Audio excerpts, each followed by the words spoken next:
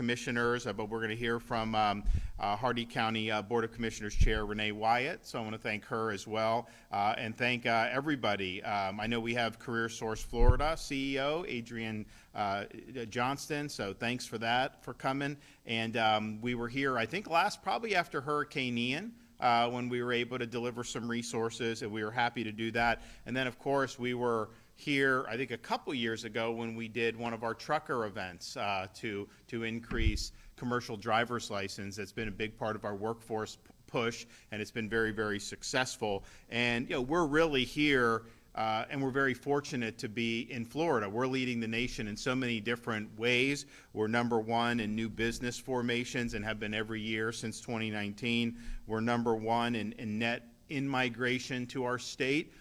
People get it. You get a better quality of life. I just saw a clip on CNN when they were talking about these illegals in New York City. They're causing like massive problems, stealing, crime, and they say that they have these theft rings and these crime rings where they will steal in New York, then they somehow spend the money in Florida, and then they go back to New York and steal. People say, well, why don't they steal in Florida? They say because in Florida, when you steal, you go to jail, and they know that, and they're not so. So you can see why people are fleeing some of those areas. They can't even keep the streets safe. They can't even keep homeless off the streets. It's been really, really problematic in many parts of our country. So we're doing it right here, and people are voting with their feet. Our unemployment rate has been lower than the nation's unemployment rate for 38 consecutive months. And we have the lowest unemployment rate of any large state and the #1 GDP growth of any large state over these last many years. Our over-the-year private sector job growth rate has exceeded the nation's for 33 consecutive months. So you see what's on. Now, part of the reason we've been able to do this is because we have a good business climate, we have no income tax, we have law and order, we have good education, but we've also understood that you have to make investments in infrastructure and workforce, and we've done that in a variety of contexts. Since 2019, we have done almost $200 million through the Governor's Job Growth Grant Fund. So those are awards that we do from our office, and we've done them here locally, we've done them in other parts of the state for either workforce or for infrastructure. So it may be something where you expand a program, nursing program, commercial driver's license, or maybe it's something where you're supporting infrastructure. So we've done roads to link different highways so that you can have more industrial capacity. So there's all kinds of opportunities, and so we've looked very closely at those. We've also done $82 million through the Rural Infrastructure Fund since 2019. And we did make an award in December to the city of Wauchula to conduct an inland port feasibility study, and we've done this really all throughout rural Florida since 2019. So we're really excited about that. And then we've done a lot on roads. We did Moving Florida Forward last year. We have this massive budget surplus. We've actually paid down debt since I've been governor. Almost about 25% of Florida's total debt that we've had, we've paid it down. So we now have the lowest per capita debt in the entire United States amongst all 50 states.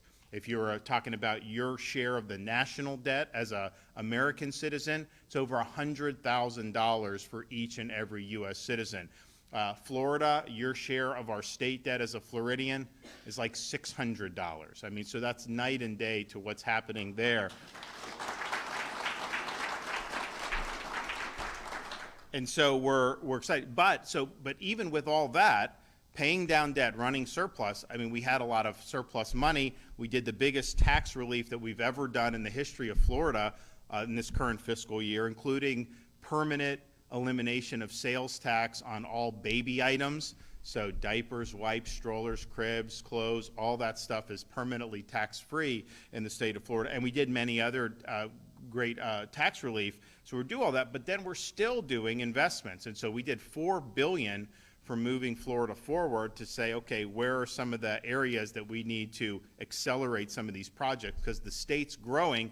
Look, I'm not out asking for people to move to Florida. Like, we've got a great state. You know, some governors they'll beg, oh, please come to our state. I'm not doing that, but people are voting with their feet, and as an American, you have a right to move to different states. So we've seen increase in population, and we're trying to get ahead of that by doing these infrastructure. So that's really huge, and we're proud of doing that. Now, one of the key components of infrastructure has been what we've done to expand broadband access, particularly in Florida's rural communities. In 2023, we launched $470 million in investments in 60 of our 67 counties to fund the necessary infrastructure for connecting more than 300,000 homes, businesses, schools, libraries, and hospitals to high-speed internet. And the thing about rural broadband, yes, obviously we have rural counties. People know that, and that's important. But there's really significant need for rural broadband in some of our most populated counties, because you'll have some that may have a pretty big land mass and people focus on the city and all that, but then you have areas that are more remote and they haven't had access. And so this money has gone to counties that have 1.5 million people, because there are spots where they didn't have adequate access.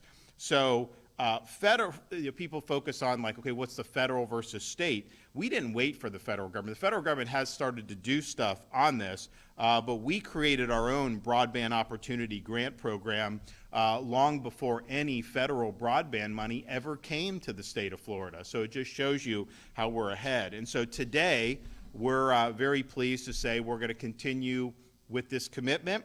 I'm proud to say that in Hardee County today, we're able to announce an award of $223 million to expand both access to broadband throughout Florida. And this will be something that'll be a collaboration of $135 million through our own state Broadband Opportunity Program. That'll do more than 27,000 homes, schools, businesses, and community facilities. And then we're going to take $86 million from the Federal Multi-Purpose Community Facilities Program for facilities that provide internet access to rural and remote communities. Now, nearly $138 million of the grants are through our state Broadband Opportunity Grant Program. There's going to be 54 projects awarded in 33 counties. So that's going to make a huge, huge impact. We are going to be able to do $4 million award for the Hardee County Technology, Economic Development, and Workforce Training Hub project in Wauchula. And so we're happy. I think I have that check that we'll present here in a minute. But this was proposed by the Hardee County Industrial Development Authority, and this is something that we're happy to be able to assist with. So I think that that'll make a big difference, and we're happy to be able to be here to be able to present that check today. So today's award brings our total investment through our state Broadband Opportunity Grant Program and all the other areas that we have to almost $700 million for 234 projects in 63 of 67 Florida counties. So that's a really big deal.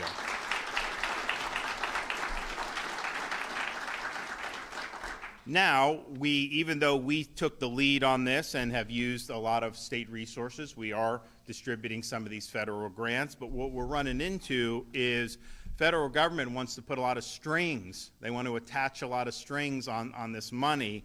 And there was a lot of news this week about the FCC's new digital discrimination rule, where they're basically going to police internet service providers and try to look at racial and ethnic quotas based on the customer base. That is not going to work. That is not something that is acceptable. They don't have the authority to be doing this. I know that there's a movement in Congress to oppose that, but this is just really one of many instances where the Biden administration is trying to condition funding on really having to enact left-wing policies. And we've rejected those policies in Florida at the ballot box for many, many years now. And so they shouldn't be able to shoehorn that on top of us here. And so, for example, they're trying to do things related to global warming on Federal Highway Administration's rule requiring states to set carbon emission targets and report them to the feds.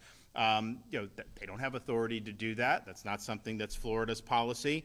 In 2022, the Biden administration attempted to tie billions in education funding to a USDA rule change on how it interprets Title IX with respect to the sports. Florida has protected women's sports. We've said that girls have a right to compete with fairness and integrity. You have some boy go and compete and then set all the records. It's ridiculous what's happening around this country. So we did it right, and we said, here you're going to do.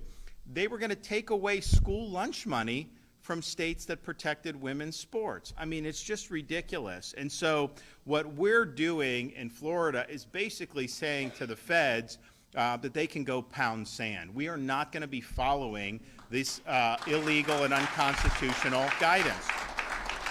And we're going to continue to stand for what's right, and we're going to continue to stand for the people of Florida. So this is a great investment today. I'm going to call up some other folks, but before, I'll go ahead and do the check presentation. So we got it right here. Renee, do you want to? All right. 4 million smackers.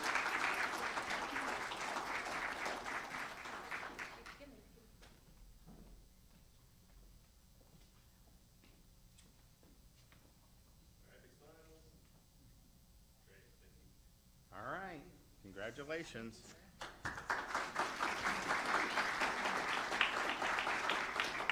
All right. So we're going to hear from Secretary Kelly, Representative Tuck, and then Chair Wyatt. So, Alex, you can come up.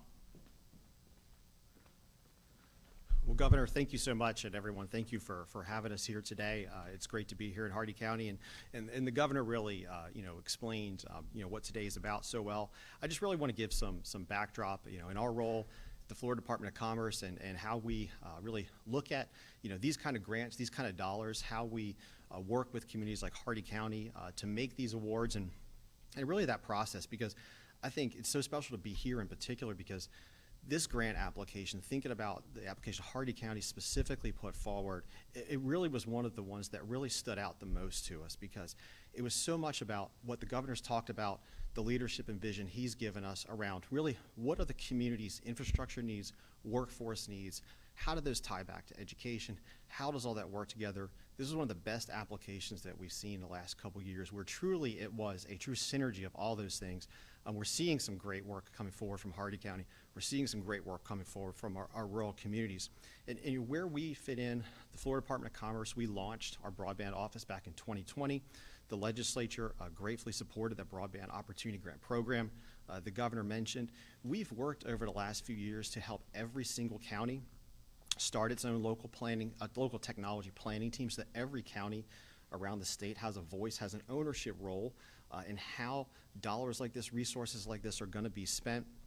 Before today, the governor mentioned before today coming into these announcements, the awards that we rolled out we're going to serve about 300,000 or so residences, schools, businesses, and so forth. Today's awards will take us almost up to about 340,000.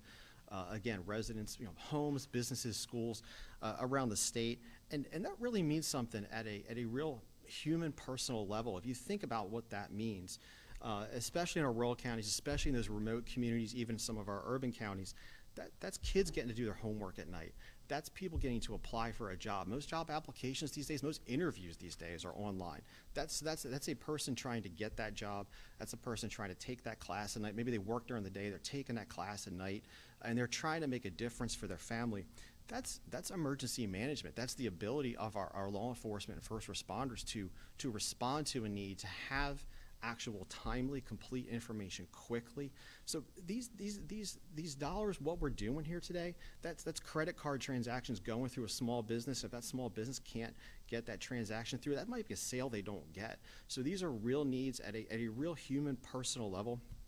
And for what we do, the Department of Commerce working on these grant programs, it's a community partnership. We've been able to partner with CareerSource, with Adria Johnston and her team at CareerSource and the local workforce boards around the state on some of these grants. 5 of the grants being rolled out today are partnerships with local workforce boards.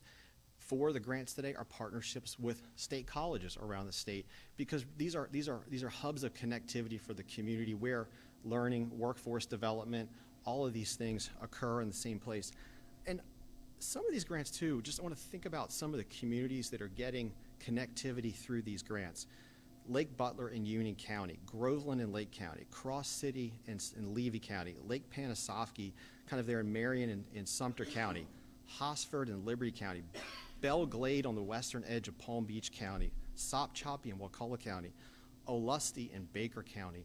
Governor, we were there in Steinhatchee and Taylor County. Steinhatchee is way off the beaten path, is getting support through these grants that otherwise it probably wouldn't happen.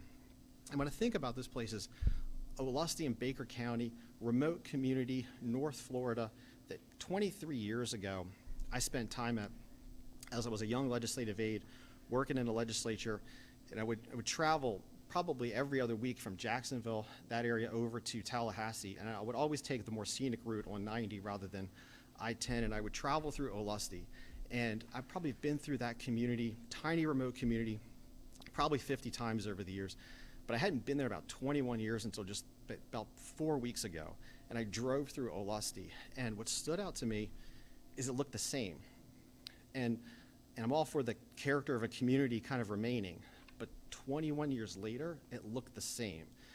And that shouldn't be. Every community should have that access to education, jobs, and those sort of connective opportunities. And that shouldn't be you have a community that 21 years later looks exactly the same.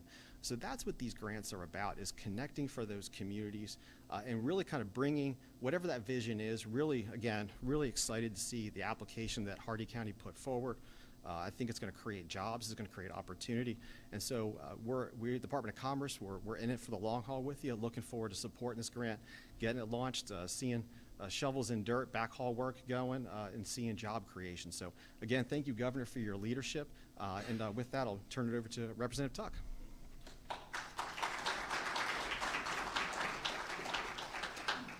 Governor, thank you for having me here today, and thank you all for being here today. It's good to be back home for a little bit. And this conversation is so important.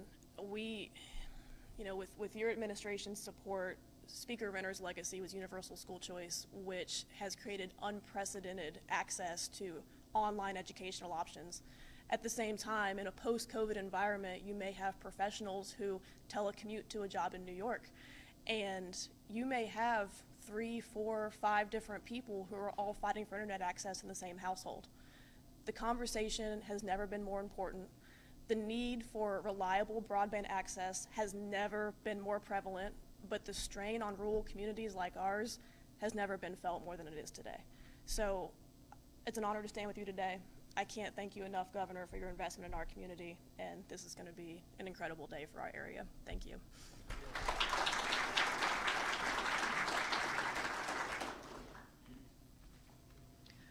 So I'll introduce myself. I'm Commissioner Renee Wyatt with the Hardee County Board of County Commissioners, and I just want to say that with the board, my fellow commissioners are here, our county manager, Senator Denise Grimsley with the development group, the IDA board,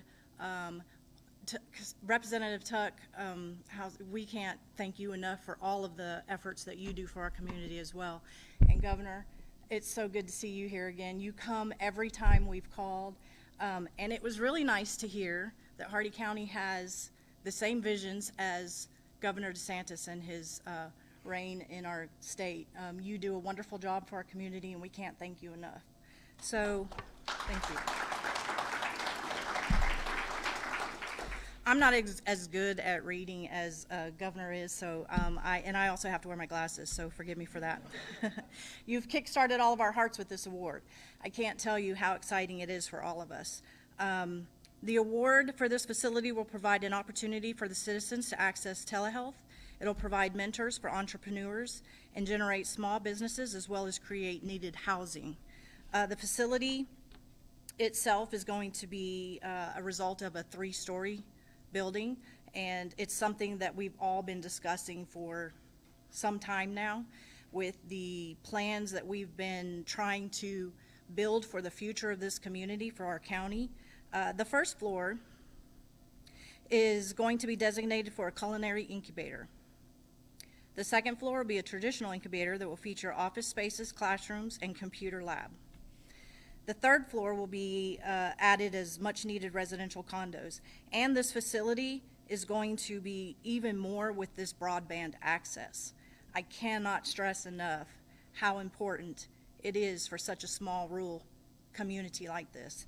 And also, I would like to say, this gentleman right here we could not thank you enough for bringing him to this community and appointing President Hawkins to this college.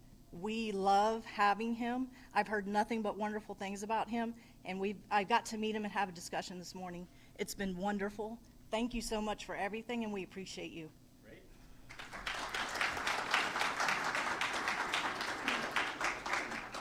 Well, we're excited about this award, and in our first term, I think I was the first governor to do public events in all 67 counties, and so we'll do that again in the second term. I know we've done a lot already in the last year, but we're going to do more. But part of the reason we do that is because when you do them, you show up and you bring something, either a good announcement or you bring a check, and so that's what we're doing today with this, and it definitely got to the point when people see me rolling into their communities, they figure something was going to happen that was positive. So we're excited about that. We're going to make sure that we get around and do that. And I think that our administration has been one that's been very,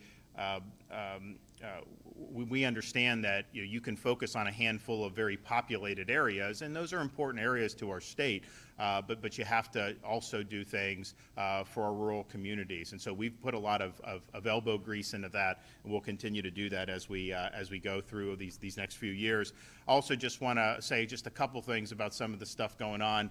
Yesterday, we announced that we're sending even more support to the southern border to help Texas fortify against what's happening, and we were the first state to send in 2021.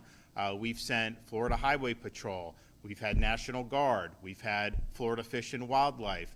We've had Florida Department of Law Enforcement, and they've been there on the ground continuously in recent months especially.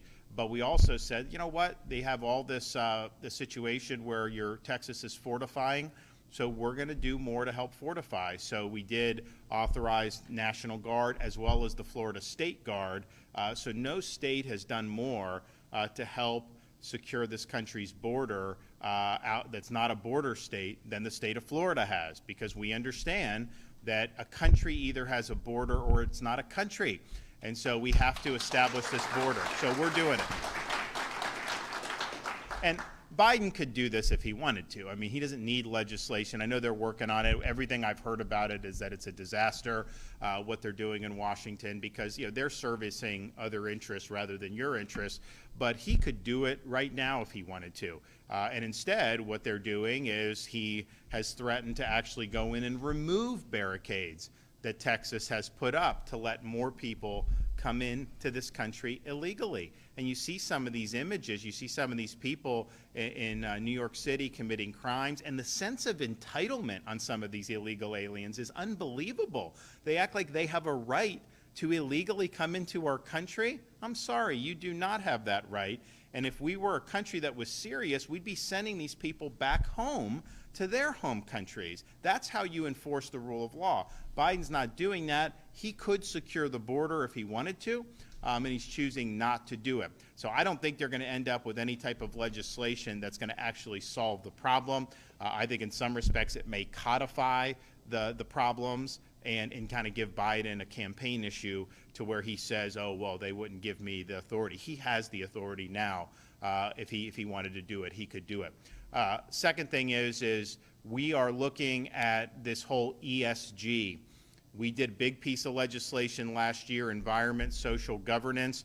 It's a lot of big companies, asset managers, Wall Street banks trying to impose an agenda on society through the economy, not through the constitutional process. They're trying to impose policies that can't win at the ballot box. So they're very much opposed to reliable energy development. They're opposed to agriculture, modern agriculture practices. They're opposed to things like Second Amendment, all kinds of things that they want to impose through that. So we said in Florida, no. You want access to our market? Do normal business. And so we told banks, you have to attest. You're not requiring ESG. You're not allowed to do things like social credit scores. And some of this stuff, they really want to go after agriculture. How they do. They blame agriculture for global warming. I know the legislature's doing a bill to try to protect our meat.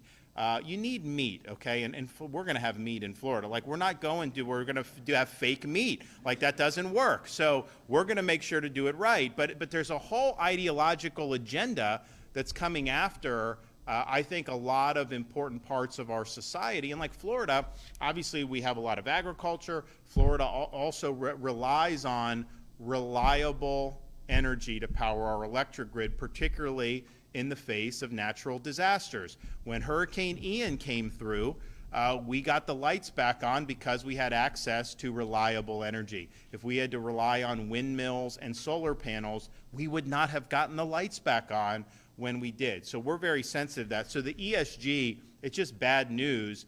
And a lot of these Wall Street banks, they had to attest under our law that they're not imposing ESG on their customers as a way for doing business. And yet it seems like some of them are still doing that. So we're looking at all this, but suffice it to say, we're going to make sure that our legislation is enforced because we think it's important. We don't think, I mean, first of all, these are bad policies that they're trying to do. Why would we want to give to a handful of very wealthy companies the ability to impose this social change on our country without our consent?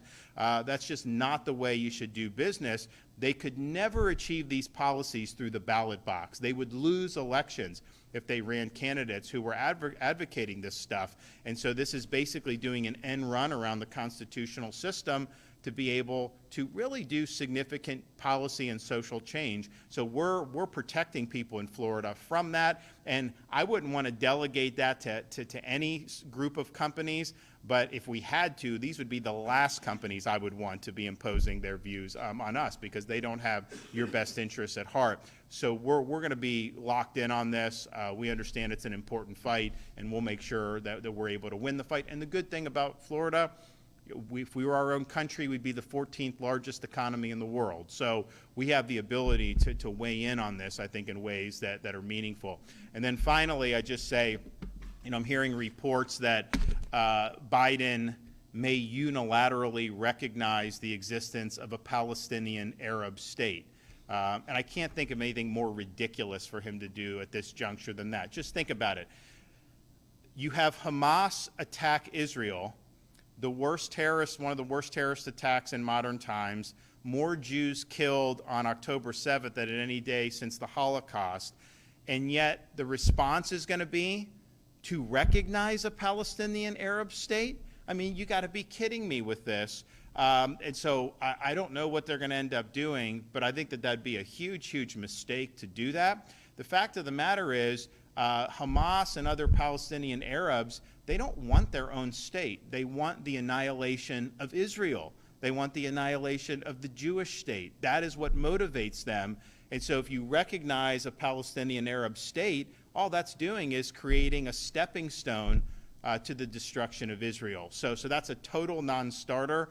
And if he does that, I think it will be one of the biggest mistakes that a president's made in modern time. But you know, he's given Jimmy Carter a run for his money. That's all I can tell you. Thanks, everybody.